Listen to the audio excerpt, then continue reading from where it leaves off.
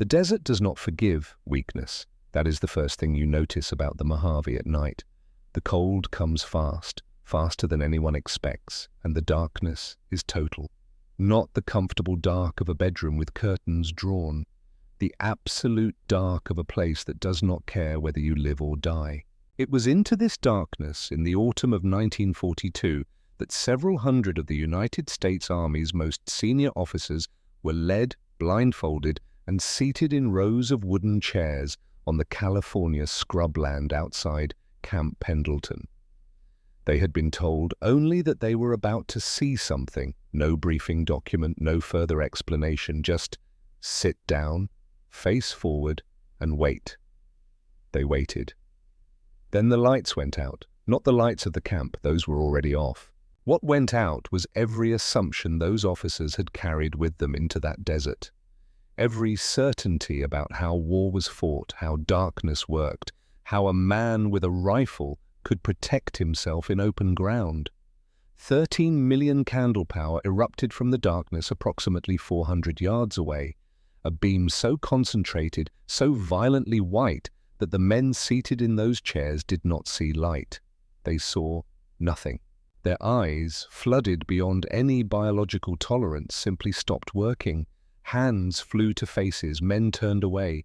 Seasoned combat veterans who had trained their entire careers for situations of extreme stress were reduced, in under 2 seconds, to men shielding their eyes and stumbling in their chairs.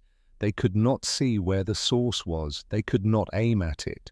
The beam flickered on and off twice every second, and that rhythm, that precise, engineered rhythm, turned their pupils into useless instruments, dilating and contracting in a mechanical cycle that human physiology could not override. Some of them tried anyway. They raised their hands as if holding rifles. They pointed at where they thought the light was coming from. They were pointing in entirely the wrong direction. Standing behind the viewing position, hands clasped at the small of his back, a man named Commander Victor Marsh watched all of this without expression. He was 60 years old. His hair had gone white a decade earlier. There were lines in his face that had not been placed there by age alone. He wore his uniform with the automatic correctness of a man who had put it on so many thousands of times that it no longer required thought. But tonight, in this desert, the uniform was almost incidental. What he was wearing, more than anything else, was 26 years of waiting. He had done this before, 4 times before. He had watched the faces of military men transform from skepticism into something they could not name. He had heard the silence that always followed. He had read the polite, carefully worded reports that said, in essence, impressive, but not quite right for us at this time. Tonight felt different.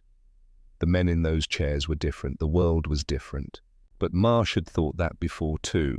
The story does not begin in that California desert. It does not begin in the Second World War. It begins in 1916 in a Navy briefing room in Washington, D.C., where a 34-year-old lieutenant commander named Victor Marsh stood before a panel of 4 officers and proposed, with the careful precision of a man who had been rehearsing for months, that the United States military should consider mounting high-intensity arc lamps on armored vehicles. The concept was straightforward, almost obvious once you heard it. War happened at night. Soldiers in darkness had one enormous advantage over soldiers in light. They could not be seen. But what if you took that advantage away? What if you flooded the battlefield with light so intense that the enemy was not merely visible, but blinded? What if the light itself was the weapon? The panel listened. They nodded in the way that men nod when they have already decided the answer is no, but wish to appear thoughtful. One of them asked about the vulnerability of the light source to enemy fire. Marsh had an answer. Another asked about power generation. Marsh had an answer for that too. A third asked whether this had been tested. It had not yet, but the mathematics were sound. The engineering was feasible. He needed authorization to develop a prototype. The answer was no. Marsh was 34 years old. He had the reasonable expectation of a man his age that a no was a temporary condition. That persistence and evidence would eventually convert a no into a yes. He was not yet old enough to understand that some institutions do not change their minds. They only wait long enough for the person asking to give up. He did not give up. He came back in 1920. He had refined the concept. He had additional calculations, deeper research into the disorienting effect of intense light on human vision, documented case studies from industrial accidents where workers had been temporarily blinded by arc welding at a distance. He presented all of it. The answer was no. In 1925 he presented again. This time a general looked up from the briefing document, studied Marsh for a long moment, and said something that would stay with him for the rest of his life. "Marsh, if this idea is as good as you say it is, sell it to the British. They'll try anything." The room laughed. Marsh did not. He was 43 years old, and he had just been told, with the comfortable authority of a man who would never have to justify the decision, that his life's work was a joke. He walked out of that briefing room, down 3 flights of stairs, through a set of heavy doors, and into the grey Washington morning. He stood on the pavement for a long time, long enough that a passing corporal slowed and looked at him with mild concern. Then Marsh put on his cap and walked back to his office. In 1931, he tried a 4th time. The panel was different. The answer was the same. What transforms a man from stubborn to dangerous is resources. Victor Marsh, by 1933, understood that he would never convince the United States military through argument alone. He had been arguing for 17 years. The War Department's position had not moved by a single degree. What he needed was not better arguments. What he needed was proof so undeniable, so physically present, that no argument would be possible. To build that proof, he needed money he did not have. He found it through Edward Harrington, a New England industrialist who had made his first fortune in rail and his second in steel, and who had the combination of wealth and contrarianism that leads certain men to fund things the establishment has decided to ignore. Harrington had heard about Marsh through a mutual contact, agreed to a single meeting out of mild curiosity, and left that meeting 3 hours later, having committed to fund an entire private research operation. The name they chose was deliberately plain: the Marsh-Petrov Syndicate, a company with no products, no contracts, no customers, one purpose only: to prove that Victor Marsh was right. Marcus Petrov came with the syndicate's name attached because he was the finest optical engineer Marsh had ever encountered. Born in Budapest, trained in Vienna, he had arrived in America in 1927 with a suitcase and a set of technical drawings that described, in precise mathematical language, things that American manufacturing could actually build. He was not a man of speeches. He was a man of tolerances and refractive indices. When Marsh explained what he needed, a searchlight powerful enough to blind, armored well enough to survive return fire, compact enough to mount on an existing tank chassis, Petrov listened without expression, asked 3 very specific questions about power generation, and went away to think. He came back 6 months later with a design. The critical insight was the aperture. Previous attempts at combat searchlights had used wide-beam configurations, floods of light that illuminated large areas but could be located and targeted easily. Petrov's design turned this logic inside out. Instead of a wide beam, a slit, a vertical opening barely 2 inches across, set into an armored cylinder 65 millimeters thick. The arc lamp behind it, carbon electrodes generating plasma at temperatures that turned air into light, was completely invisible from the receiving end.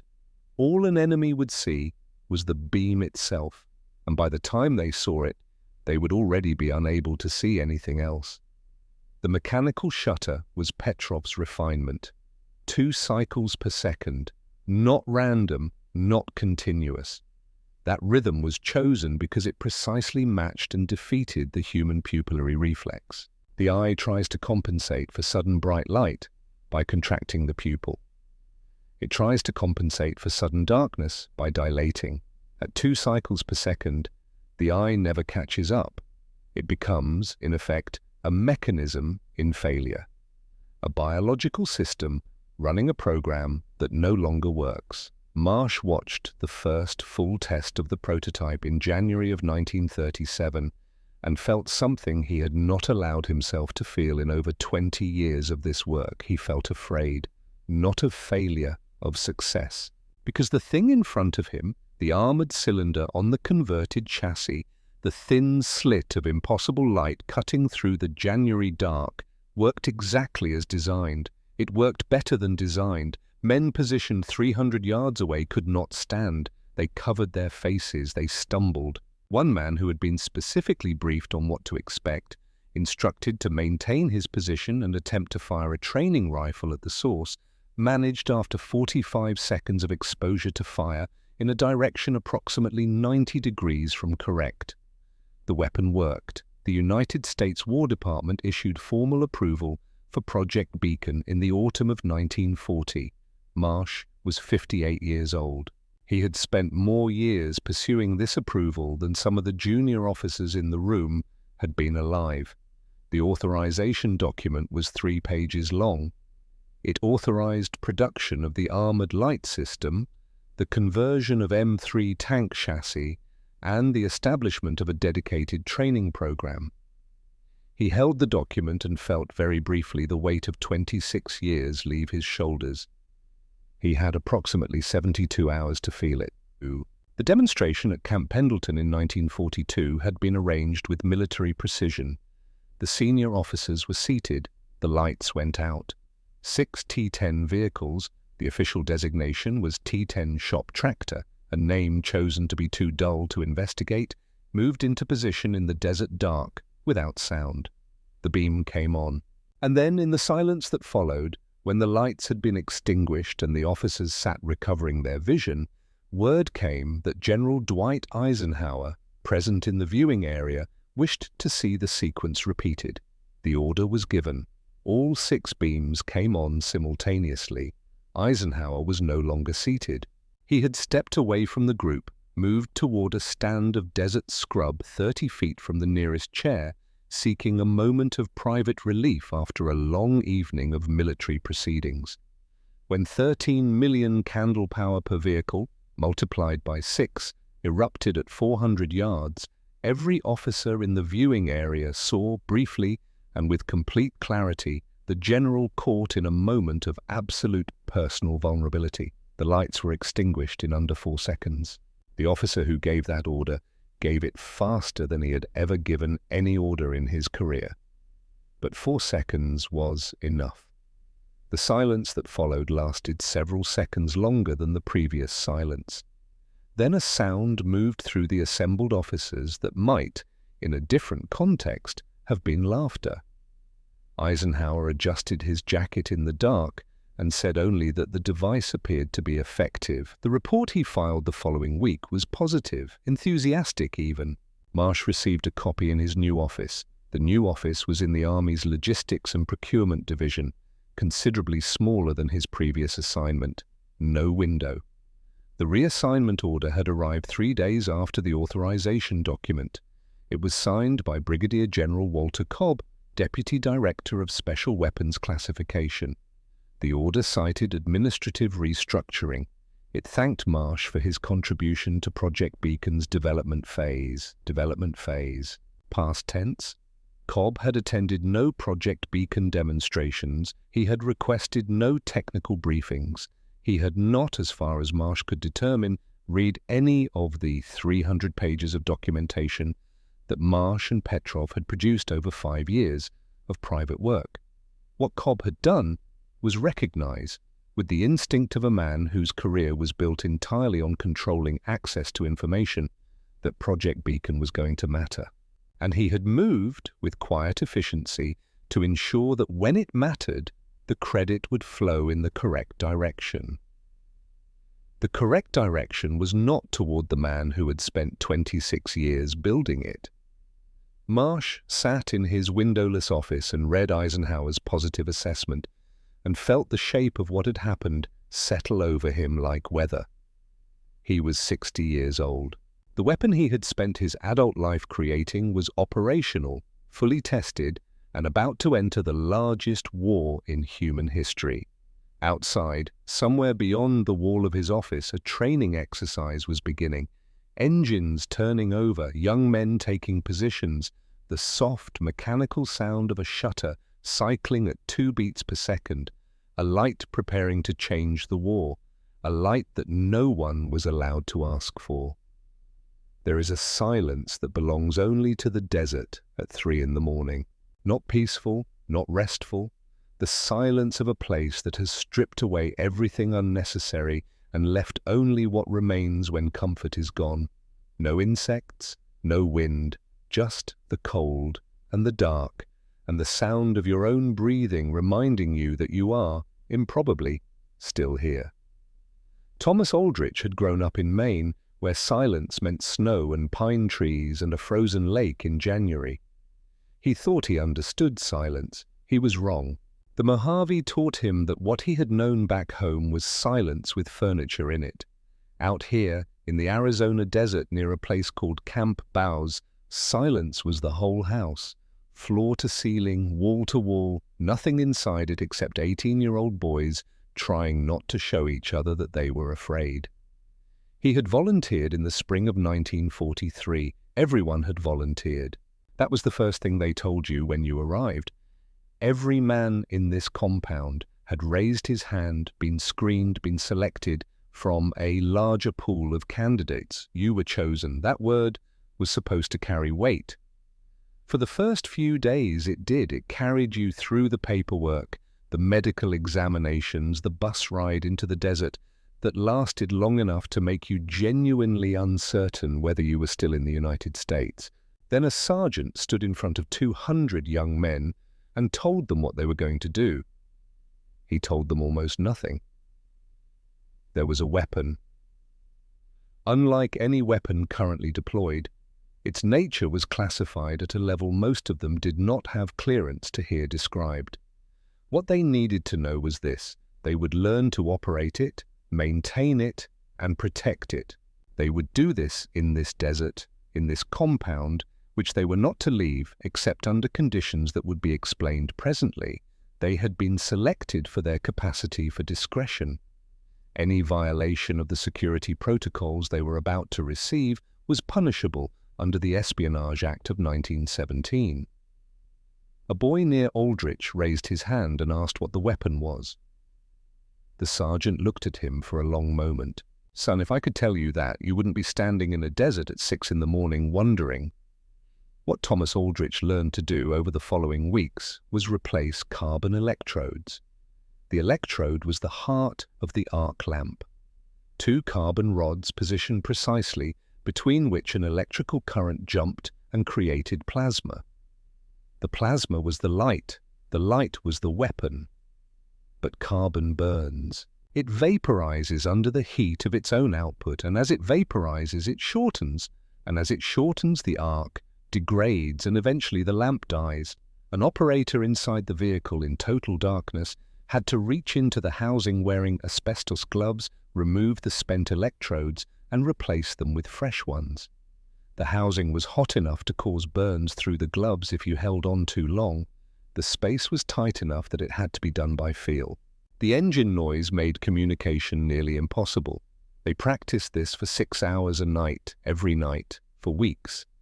Aldrich became very good at it. His hands learned the geometry of the housing independent of his eyes. He could replace a spent electrode in under 90 seconds in total darkness, in a moving vehicle, wearing gloves that cut his tactile sensitivity in half. He was 19 years old, and he was, by any honest measurement, one of the best electrode operators in Camp Bouse. He had no idea what he was operating. The T10 shop tractor had been given that name for the same reason that certain programs are given names that discourage questions. A shop tractor suggested maintenance equipment, logistics, something a mechanic worried about, not a general. The men at Camp Baus called them gizmos because that is what soldiers call things they are not permitted to name properly. Aldrich called his the old lady because it was temperamental, required constant attention, and would blind you if you were not careful. In August of 1943, Thomas Aldrich went home on leave. He had been looking forward to this for months. Maine in August. His mother's cooking, the lake. The light of New England, which was the opposite of everything the Mojave had shown him about what light could do. 2 military policemen met him at the bus station and accompanied him to his family's front door. They were not hostile, they were not unkind, they were simply there. In uniform, armed, not going anywhere. They sat in the kitchen while his mother served them coffee they had not asked for. They stood on the porch while Aldrich walked to the end of the driveway to look at the road. They slept in rotating shifts in the living room. His mother took him aside on the second day and asked him, very quietly, what he had done. He told her he hadn't done anything. This was simply how leave worked for his unit. She did not believe him. Why would she? No one she had ever known had come home from service accompanied by armed men who monitored his every movement. The neighborhood had noticed.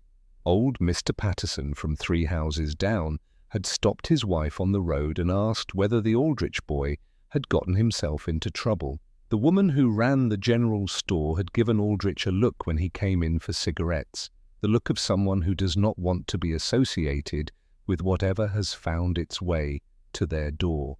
Aldrich's mother wrote a letter to their state senator 2 weeks after her son returned to Arizona. She asked carefully and with the deference of a woman who had been raised to believe the government generally knew what it was doing, whether her son was under some form of arrest, and if so, whether she was entitled to know the charges. She received, 6 weeks later, a single-typed sentence on official stationery, stamped in 3 places. There is nothing of concern in your son's current assignment.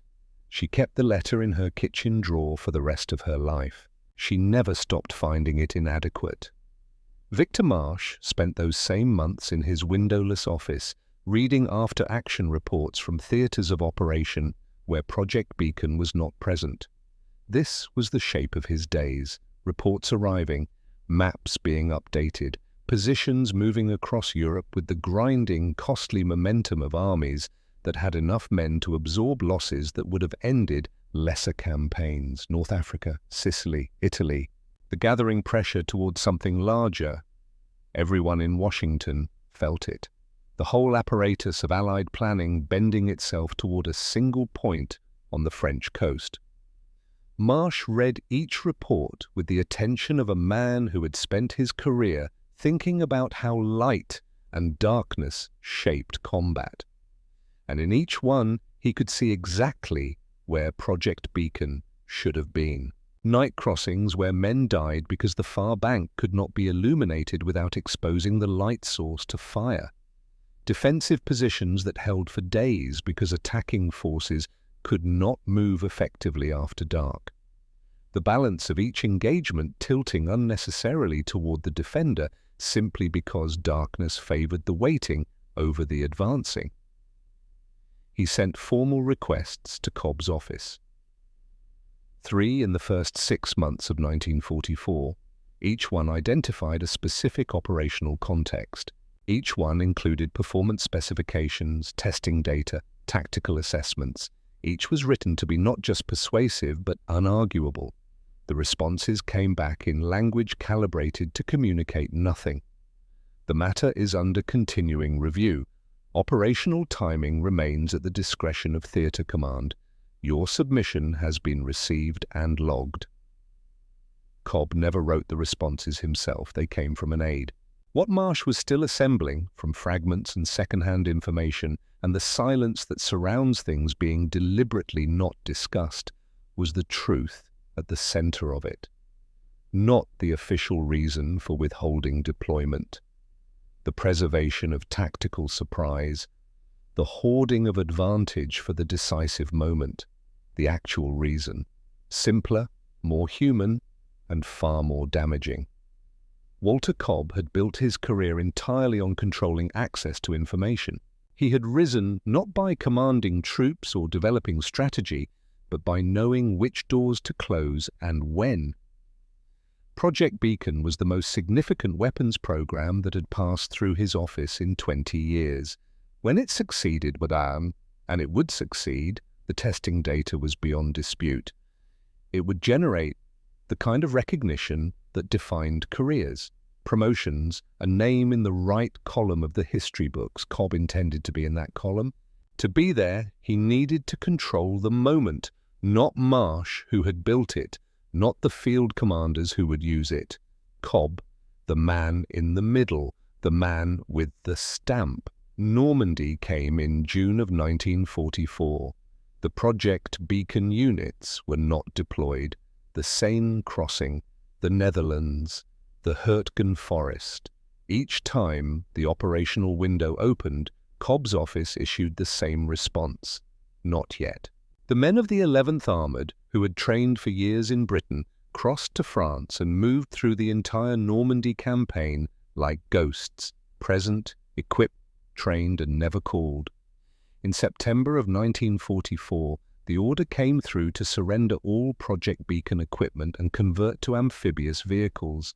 Thousands of hours of training dissolved with one administrative order.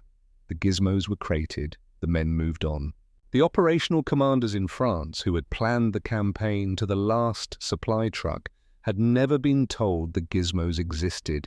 You cannot request a weapon you do not know is there. The report that arrived on Marsh's desk in January of 1945 had been routed to him because someone in the logistics chain had flagged, without understanding its significance, that it referenced modified tank vehicles with non-standard optical equipment. The 557th Searchlight Battery, operating in northern France, had taken a turretless ram tank, stripped the remaining fittings from the hull, and mounted a 90-centimeter searchlight on the chassis. They had done this because they needed mobile illumination capable of surviving direct fire. The solution had seemed obvious once they thought about it, and no one had told them anything different was possible. They called it a tactical light vehicle. Their after-action notes described it as innovative. Marsh sat in his windowless office and held the report without moving for a long time. 4 years. 10,000 men isolated in an Arizona desert.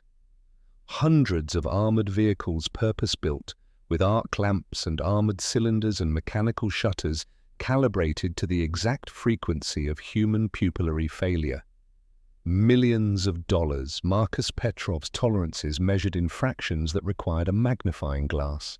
Boys like Thomas Aldrich replacing carbon electrodes by feel in 50-degree heat, night after night, preparing for a war they were never allowed to fight.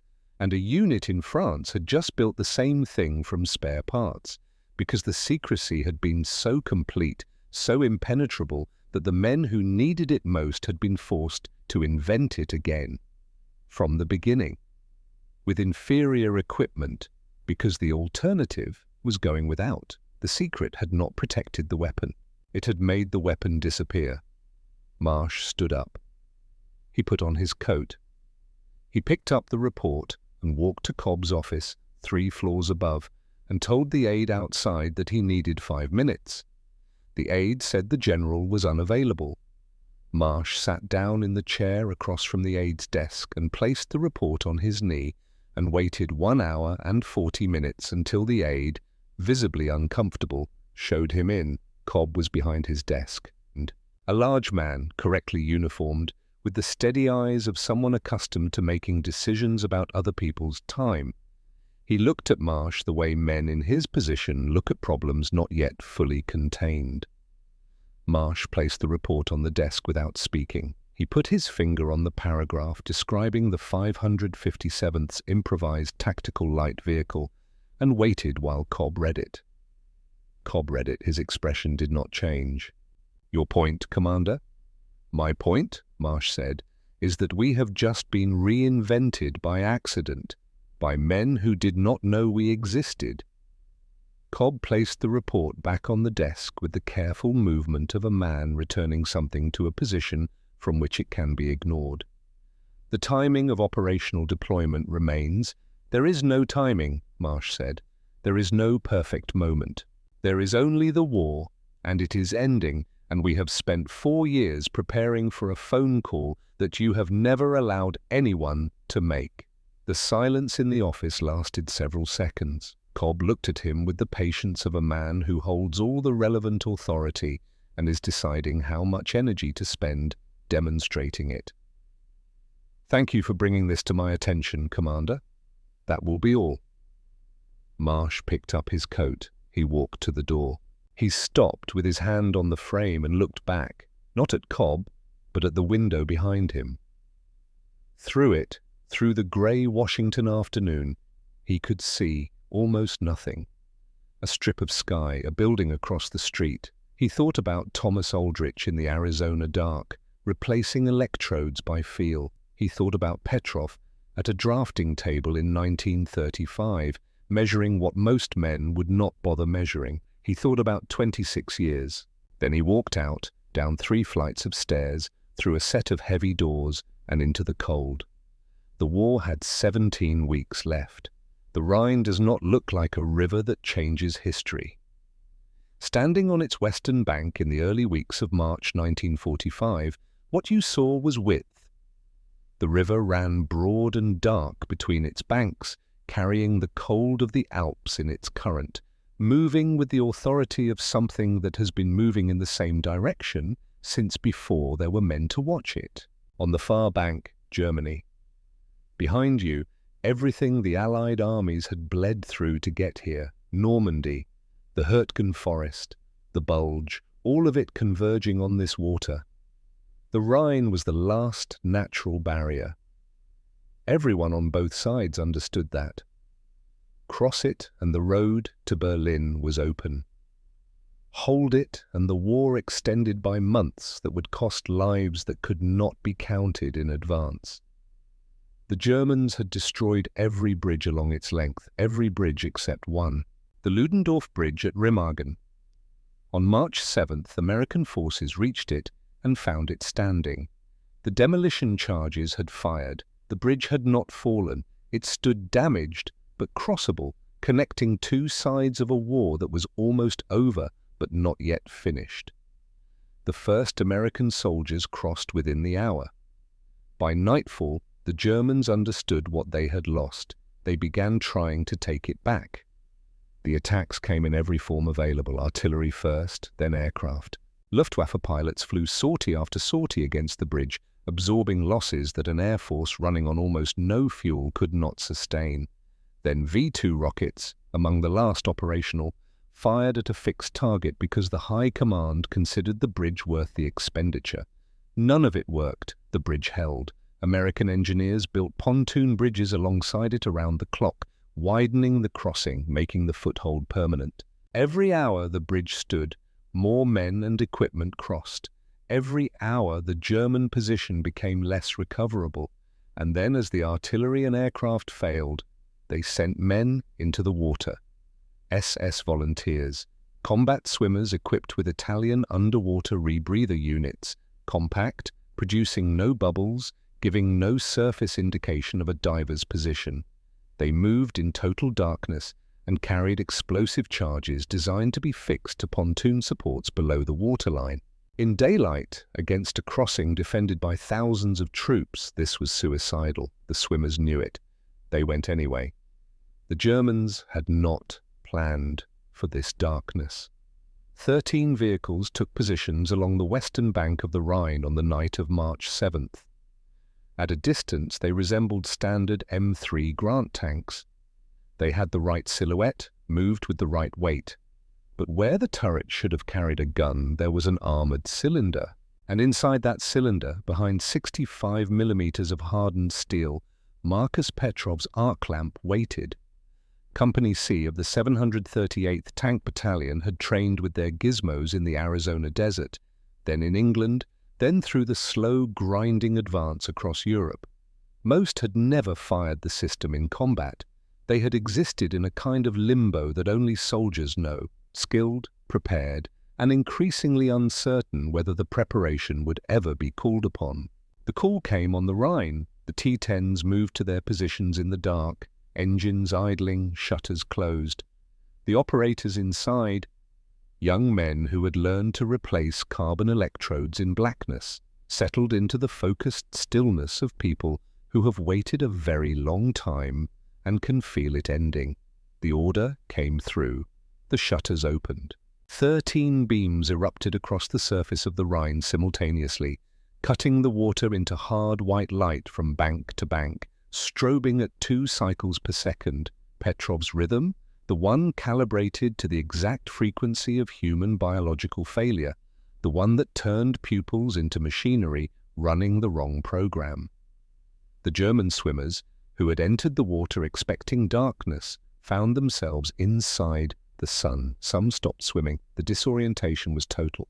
The strobing light destroyed depth perception, destroyed the horizon, destroyed the body's ability to locate the surface of the water relative to where they were. Men who had trained extensively and were genuinely brave simply could not function. Their biology had been removed from the equation. Those who kept moving were visible from 300 yards.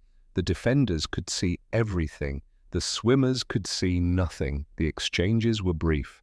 A German officer was pulled from the water downstream that night, still wet and cold, trying to understand what had happened. In his debrief, conducted through an interpreter in a requisitioned farmhouse, he said something that the debriefing officer wrote down and included in his report verbatim. We did not understand what those lights were. We swam toward them because we could not tell where else to go. And then we were being shot at, and we still could not see where the fire was coming from. The Ludendorff Bridge held that night. It would collapse 17 days later from accumulated structural damage, but by then the pontoon bridges were operational, the crossing was permanent, and the question of whether Germany could stop what was coming had been answered. Project Beacon had fought its first battle. It had worked exactly as every test, every demonstration, every report Marsh had ever written had said it would. The phone call had finally come. It was March 1945. The war in Europe had 9 weeks left. Operation Plunder began on the night of March 24th. The crossing of the Rhine at Ries was the largest assault river crossing in the history of warfare. 150,000 men, thousands of vehicles. The 51st Highland Division going in on the water while overhead, the sky filled with the largest airborne operation since Market Garden. The whole apparatus of Allied power aimed at a single point on a map designed to crack the last coherent German defensive line in the west. In the hours before the assault, the T-10s moved to their positions along the western bank. Their role was not dramatic, it was practical. Their beams, angled upward at low elevation, reflected off the cloud cover above the river and produced what the operators had started calling artificial moonlight, a diffused, sourceless illumination of the far bank, bright enough to navigate by but too soft to give German gunners a clean target. The far bank materialized out of the dark like a photograph developing in a tray. German positions became visible, German movement became trackable. For the men crossing in assault boats, the artificial moonlight was something they had not expected and could not explain. A sergeant from the Highland Division would describe it years later as the feeling that someone had decided to be kind, that the darkness had been taken away not by chance but by decision, that somebody, somewhere, had thought about them specifically. He did not know about Camp Baus. He did not know about Marcus Petrov or carbon electrodes or 26 years of closed doors. He knew only that he could see where he was going and that this was not something he had expected to be true. The crossing succeeded.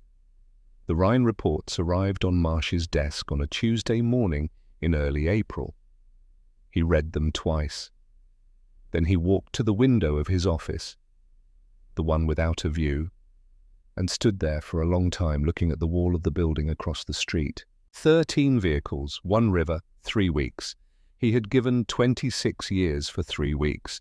He had walked away from his pension, spent another man's money, watched a Hungarian engineer measure tolerances in fractions that required magnification, sat in 4 separate rooms and listened to 4 separate sets of uniformed men explain patiently why he was wrong. He had been moved to a windowless office and written reports to a man who did not read them. And somewhere on the Rhine in the dark, a young man had replaced a carbon electrode by feel and opened a shutter, and the thing had worked. Exactly as designed, exactly as tested, exactly as he had said it would in 1916 in a Washington briefing room to men who nodded the way men nod when they have already decided the answer is no. He did not feel vindicated.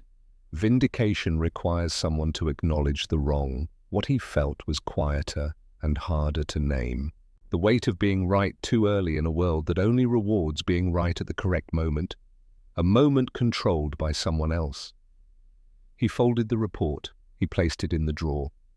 The following week, the promotion notice for Walter Cobb arrived through the same administrative channel. Brigadier General to Major General. Commendation for outstanding management of special weapons classification programs. Marsh read it once.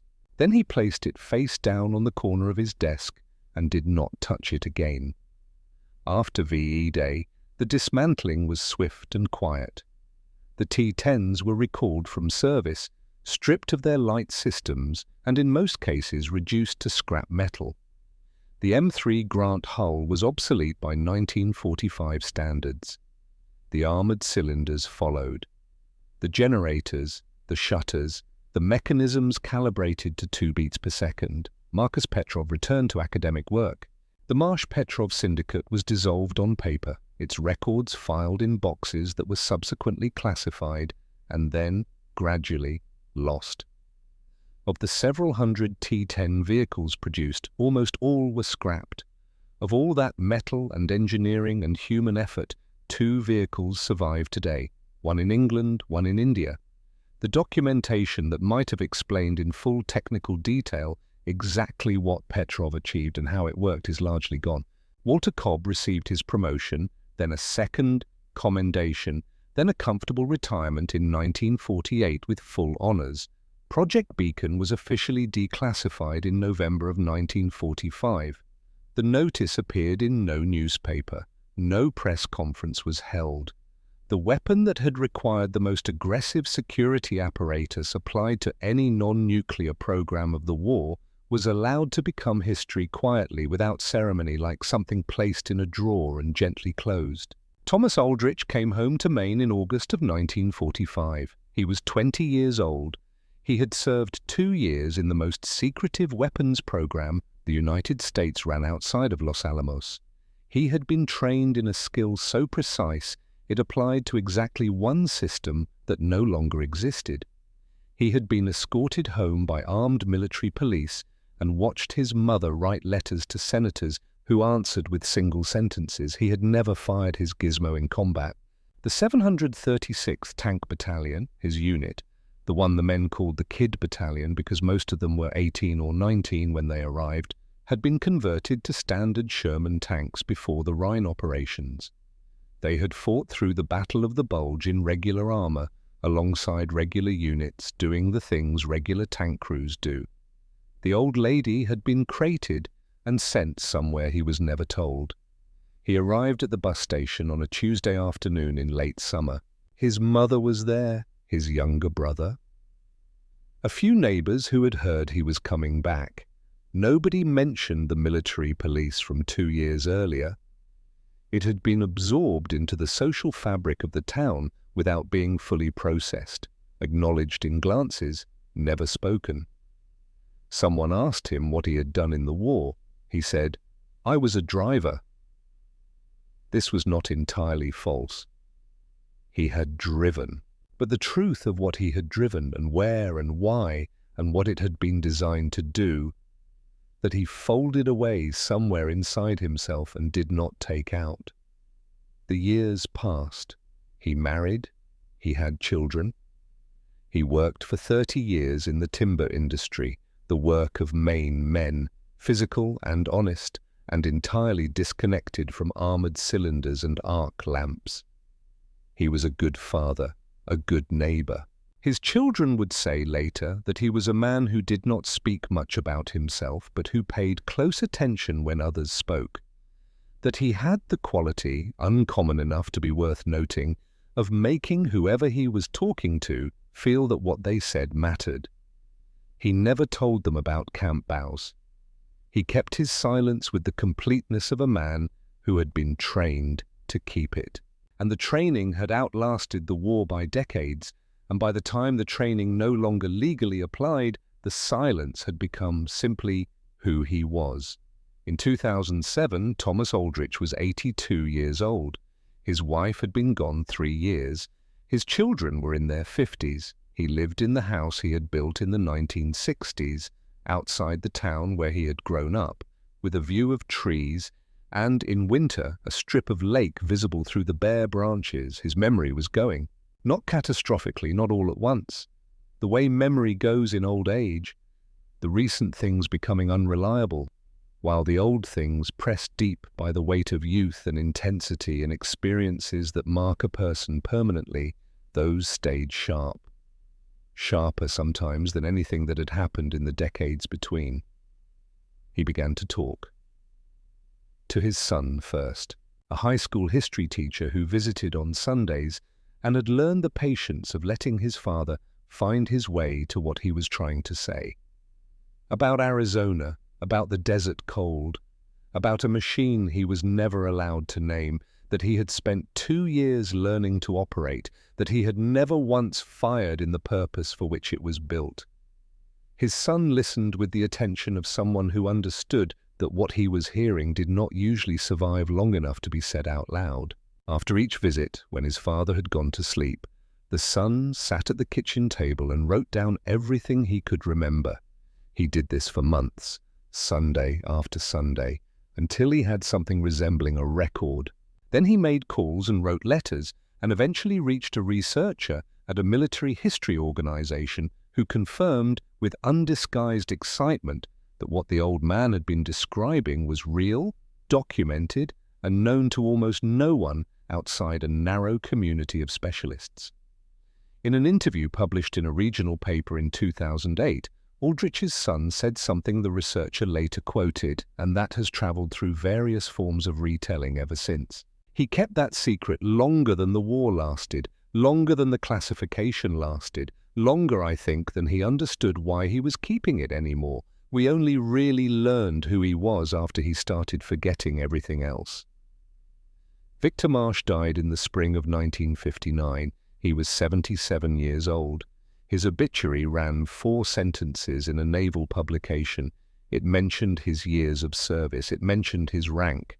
It did not mention Project Beacon or the Marsh-Petrov Syndicate or 26 years of closed doors or the Rhine. His daughter, clearing his apartment in Virginia, found a single photograph in the drawer of his bedside table. A dark image, poorly exposed, showing what appeared to be a tank on flat desert ground at night. In the background, barely visible, a suggestion of a beam cutting across the frame. White against black. There and gone. She did not know what it was. She kept it anyway. The Ludendorff bridge towers still stand on both banks of the Rhine at Remagen, preserved as a monument. People visit from all over the world. Inside one of the towers there is a peace museum.